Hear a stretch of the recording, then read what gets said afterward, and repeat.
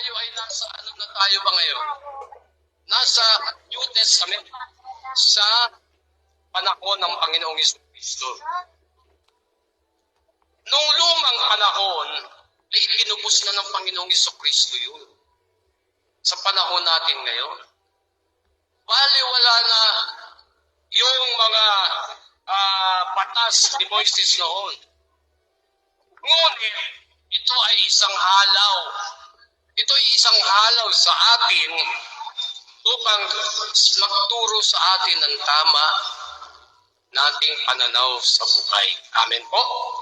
Ituloy natin.